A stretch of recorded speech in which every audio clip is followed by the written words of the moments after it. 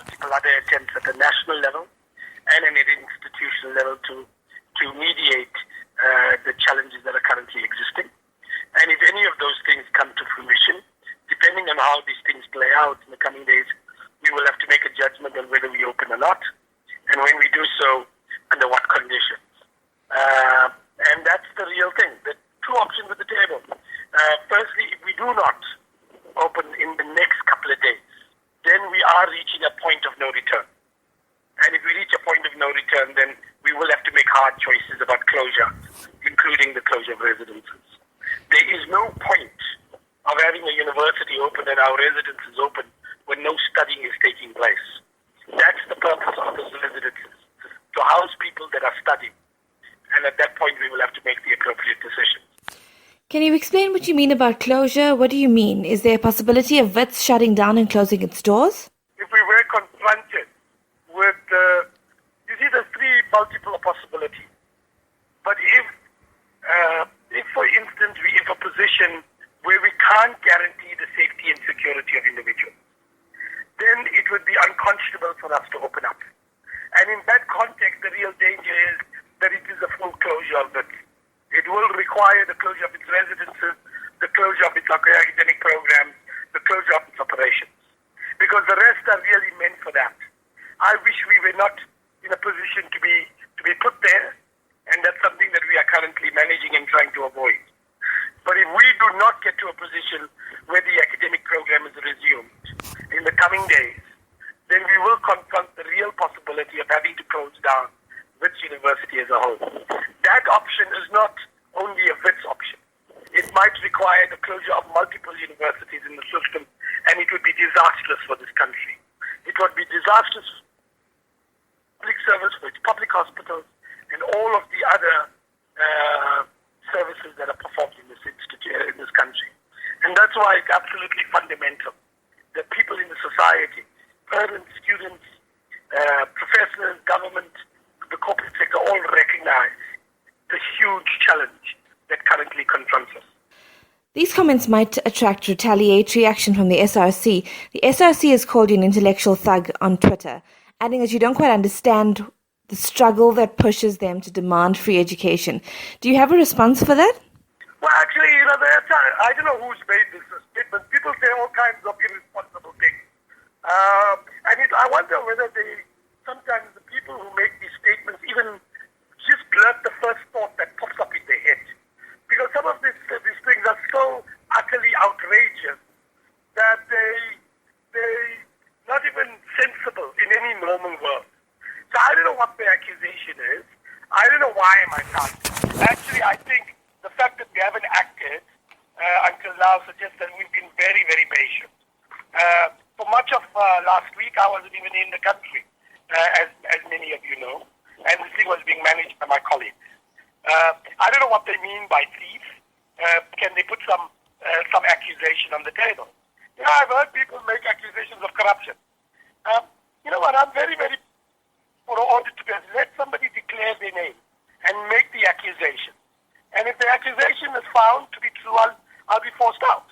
But if the accusation is not to be found, they must agree to be fired or effectively expelled for effectively making unwarranted statements against individuals. I'm happy to be investigated. I don't have anything to hide. Everything I have is in the public domain. My public life is very, very tough. So I have nothing to hide. I've never hidden anything. My politics has always been public. My circumstances have been public. And there is nothing I have that I'm particularly ashamed to have in the public domain. So I'm very, very willing to be investigated. But whoever wants to make the accusation, have the courage to stand up and put your name up. And agree that if you make this, if it's found that it's a false accusation, that you are prepared to pay the consequence of deliberately putting up false information and actually fundamentally trying to erode the stability of the university. Have that courage to put your money where your mouth is. Some of the commentary going around the SRC is that you were all too happy to appear in the media, in radio, in TV interviews, but you haven't sat down with the SRC to address their concerns face to face. Let me again answer this. I meet the SRC once a month. I've got the diaries there. I get emails from them and I've engaged them. They've never once approached me for a meeting, by the way, in the last 2 weeks. I've been away for a week. I came in on Sunday. You can check my emails. I'm making it transparently available. I haven't once heard from them. It's particularly duplicitous. They've asked for me to come yesterday. They've asked to come and for me to collect a memorandum at my house.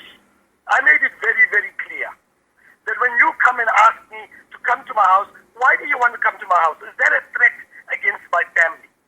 Why do you come to my house to want to deliver this? And what is your hidden message in that? And I made it very, very clear, I will not accept an engagement where I have to receive a memorandum on art. I do not like the implicit threat that is entailed in it.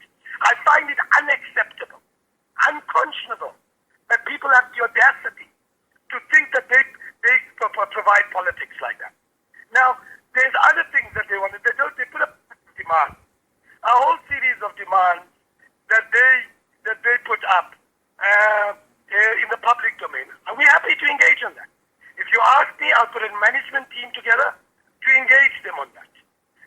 Actually, I am, but it must be an engagement. You don't invite me to something and then say to me, we can't talk, that you're not allowed to talk, and it's going to be a spectacle of humiliation. That's not what I'm prepared to engage in. The Vice Chancellor and the Executive Management Team as a team. If you want the memorandum to be delivered, you write to the Dean student. We have said we received it. I'll show you SMS as of yesterday where I said we're happy for the Dean of Student Affairs to come and receive the memorandum. They said we won't give it.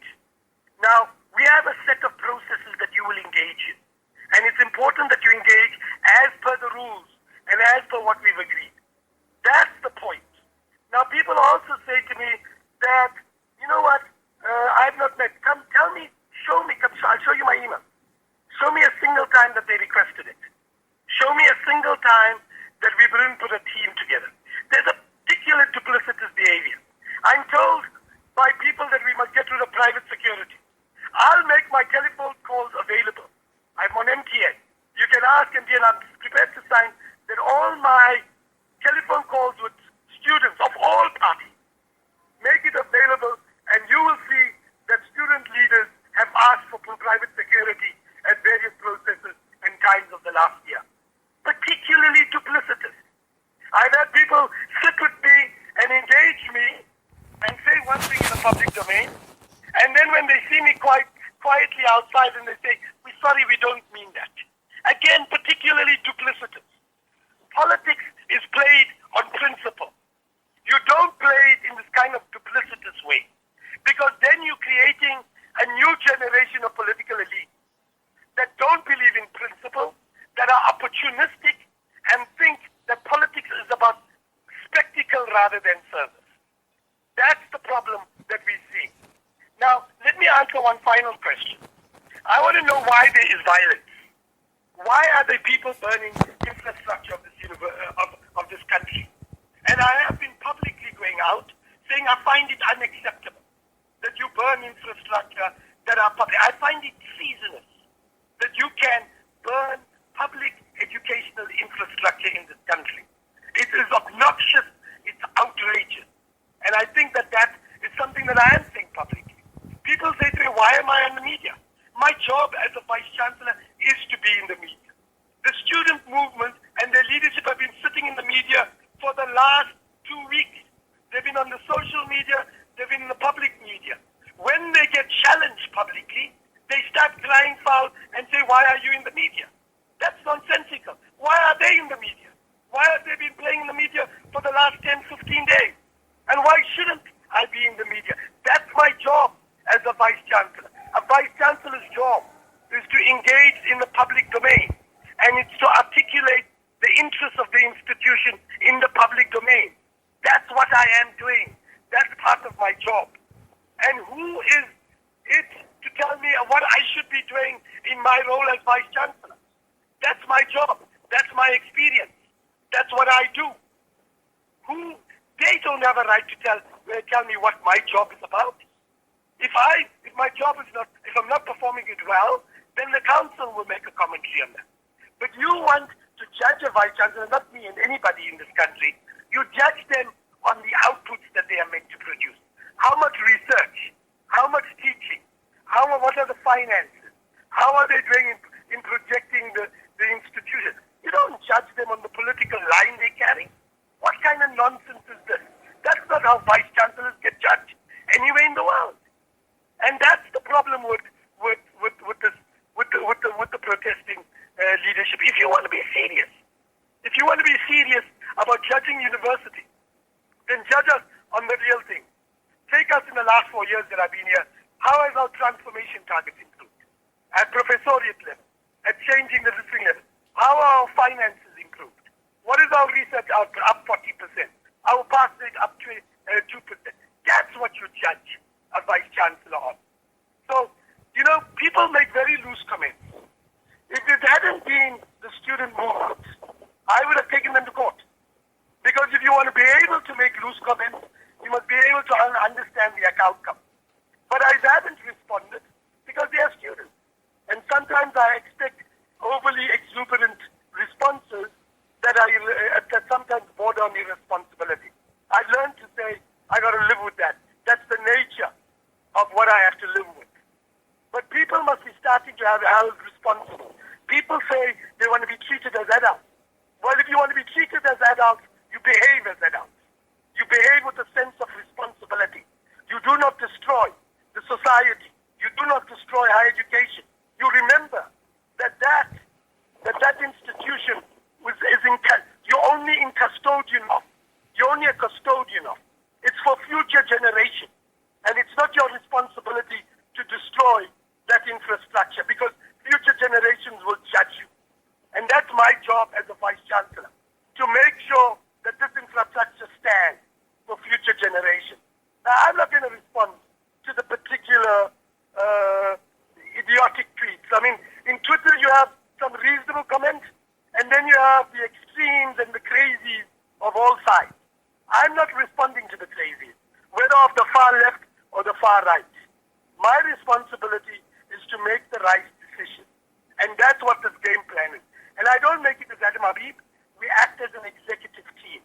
So even though I was away, the executive team acted with a particular mandate that is the responsibility of the executive team. And maybe individuals want to personalize it. But frankly, this is going to stand. And what we will respond as an executive to all of the challenges that we confront.